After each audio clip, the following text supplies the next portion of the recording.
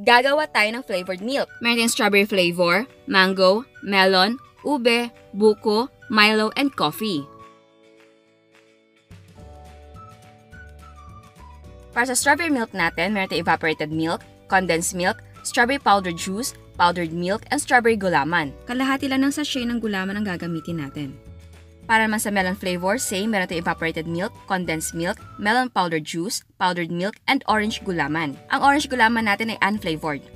Para sa mango flavor, meron pa rin tayong evaporated milk, condensed milk, mango powder juice, powdered milk, and mango gulaman. Kung hindi kayo makahanap ng mango flavored na gulaman, okay lang na yellow unflavored gulaman ang gamitin. Para sa ube flavor, meron tayong evaporated milk, condensed milk, ube powder, powdered milk, and ube gulaman. Para naman sa buko flavor natin, meron tayong evaporated milk, condensed milk, buko powder juice, powdered milk, buko gulaman, and buko pandan gulaman. 6 grams lang ang gagamitin natin buko gulaman and buko pandan gulaman. Para naman sa Milo flavor natin, meron tayong evaporated milk, condensed milk, Milo powder, powdered milk, and chocolate gulaman. Kung ayaw nyo na Milo, pwede cocoa powder ang gamitin. Para naman sa mocha coffee flavor natin, meron tayong evaporated milk, condensed milk, instant coffee powder, powdered milk, black gulaman plus instant coffee. At kailangan natin ng tubig para sa ating mga gulaman. At meron tayong bote. Ito ay 10 ounce. Pero kung wala kayo nito, pwedeng gumamit ng plastic cups. Ang unang gagawin natin ang ating mga gulaman. Heat off na muna at sprinkle natin ang ating gulaman sa tubig at haluin na mabuti until ma-dissolve. Kapag na-dissolve na, turn the heat on and continue ang paghalo hanggang kumulo ito. Kapag kumukulo na, turn the heat off. At ilipat natin sa heat-proof na container. Set aside and let it set. And then just repeat the steps for the remaining gulaman.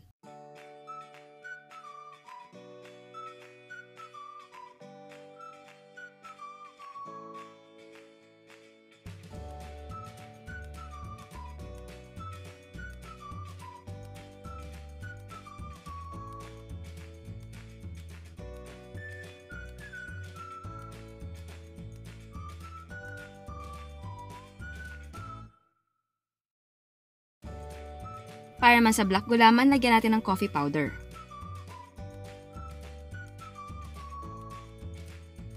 Kapag firm na ang ating mga gulaman, cut into cubes.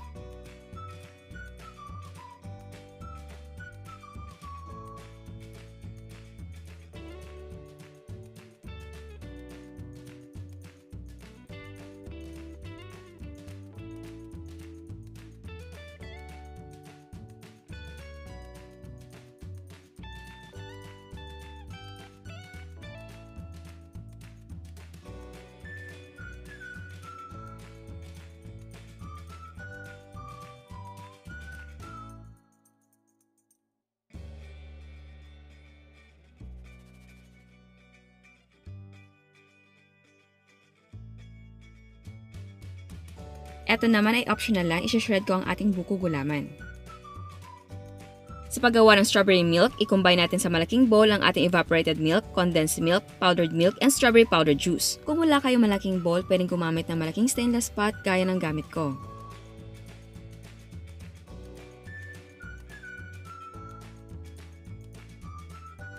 At haluin na mabuti and set aside. Sa melon milk naman, same procedure, combine evaporated milk, condensed milk, powdered milk, and melon powder juice.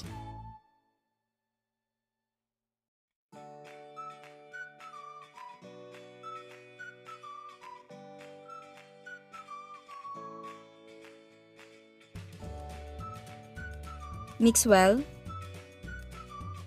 Ito'y optional lang, maglalagay ako ng orange food color dahil hindi masyadong matingkad ang kulay ng ating melon milk. And then, mix well and set aside. Para man sa mango milk, same procedure pa rin, just add the mango powder juice.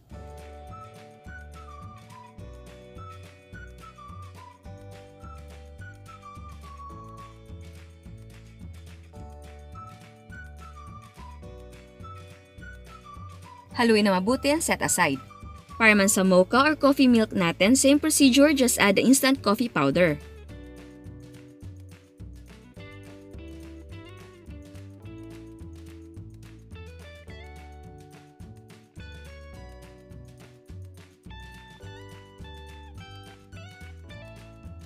Mix well and then set aside na muna natin.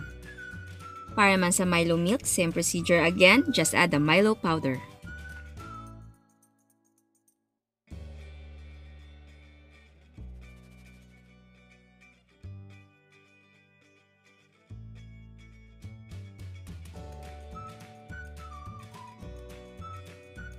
Para man sa ube flavor, same procedure, just add the ube powder.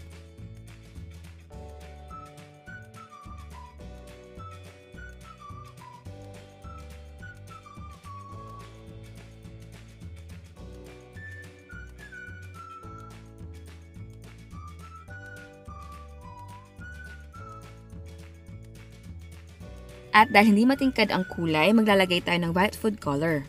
Just mix well and set aside. Para naman sa Buko Milk, same procedure, just add the Buko powder juice.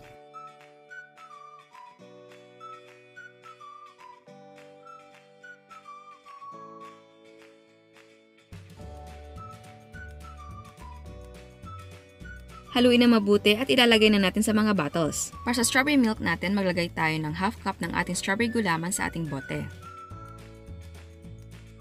At maglagay tayo ng 1 1/4 cup ng ating strawberry milk.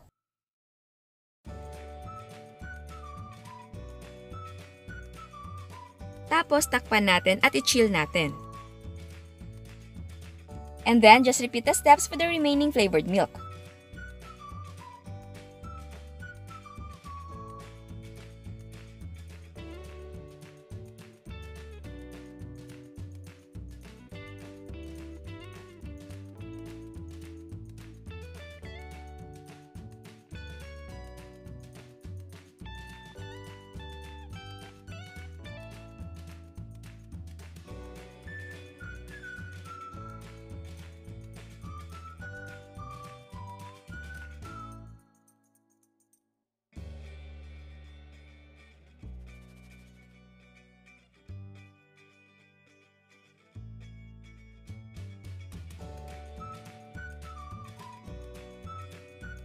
At eto na ang ating mga flavored milk. Kung gusto nyo na mas creamy ang ating flavored milk, pwede magdagdag ng all-purpose cream. At kung may extra budget kayo, pwedeng gumamit ng fresh na strawberry, mango, melon, and buko. At bago tayo mag-taste test, sa hindi pa nakasubscribe, please subscribe sa ating YouTube channel. And please click notification bell para ma-notify kayo sa mga bagong uploads.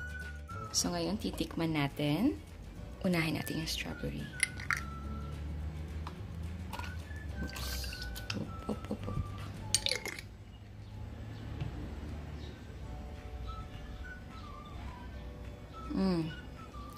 So yummy. Ang sarap.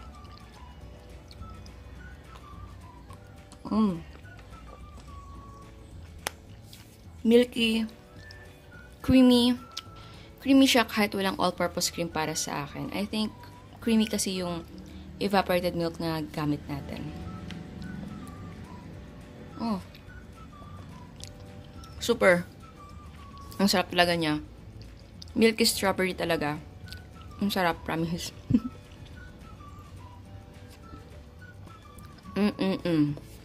Sa gulaman naman natin, optional lang paglagay nito. Naglagay ako kasi para hindi plain yung ating flavored milk. And nagiging extender na din siya.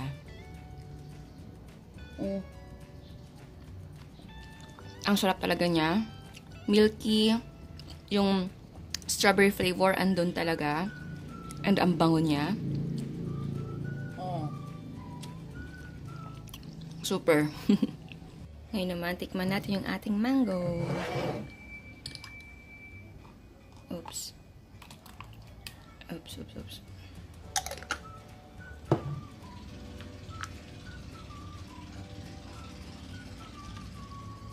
Yung mango natin. Para sa akin, nakukulangan ako sa lasa ng mango. Siguro kasi sanay ako sa fresh na mangga talaga. So, nako-compare ko. Pero masarap pa rin. Pero, mas prefer ko ang fresh na mango. Next naman, yung ating melon.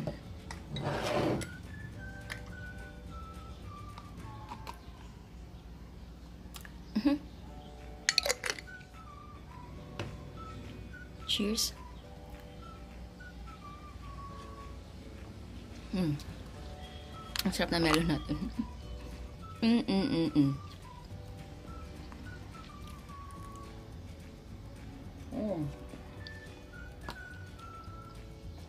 Yum. Ang sarap. Kasing lasa niya yung nabibili ko sa grocery. Next naman yung ating ube.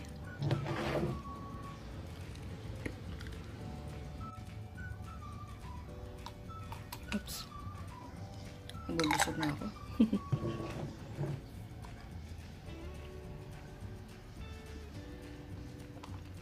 Ubeng-ube. Yeah. So milky. Ube flavor. Sarap niya. Isa pa. Oops.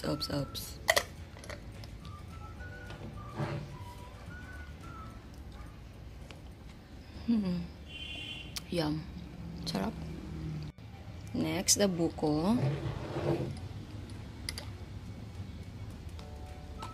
Oops. What?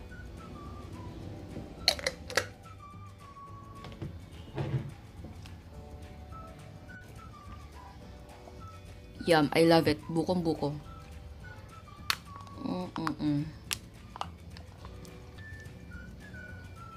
Yum. At yung buko pandan na gulaman natin, medyo naglasa dun sa ating buko milk. So, okay lang. Yum. Tikman naman natin yung ating Milo.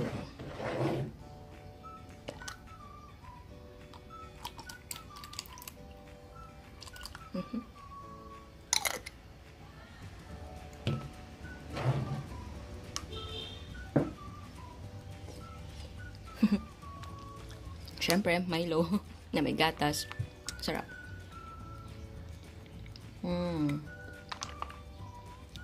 Yum.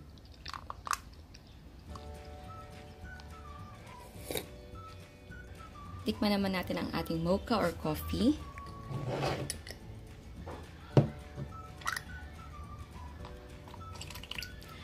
Ito ay parang coffee jelly lang.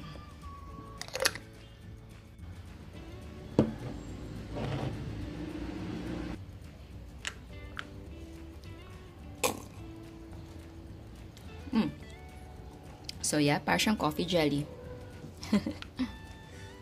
Yum. I like the flavor na milky, tapos may konting coffee. Yun ang gusto ko. Pero kung gusto niyo na mas intense yung coffee, yes, you could add more coffee if you want. So, ang favorite ko dito ay eto. I really like the strawberry. And then I like the ube, the melon, and then the buko, tapos the coffee. Teka, hindi na kasha. And then the Milo. At eto. Actually, hindi ko siya favorite. Yung mango, hindi ko talaga siya favorite. Okay lang. Kung ikukumpara ko sa nagawa natin mga flavored milk, hindi ko siya kinukonsider na favorite yung mango. Kasi nga, mahilig ako sa mango, so nakukompare ko talaga. So, mas prefer ko na fresh mangoes ang gamitin. But I really love the strawberry. And, masarap din to. And ito. Please subukan nyo at i-comment nyo sa baba kung ano yung favorite niyo. At kung wala naman kayo mga bote, walang problema. Pwedeng gumamit ng mga cups na may cover.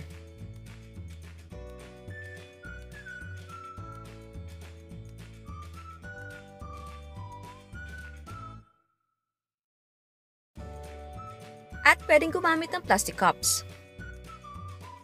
At eto naman ang mga prices ng ating mga sangkap. Again, pwedeng gumamit ng mga gusto nyong brands.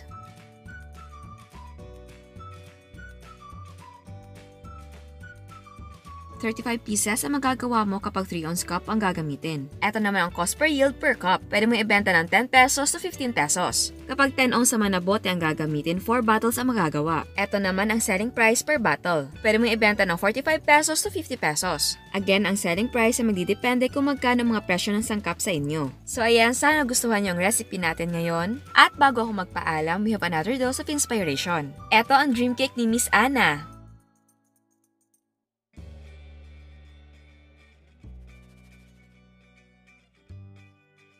Eto naman ang chocolate mousse ni Miss Grace. At eto ang kanyang mga gram float.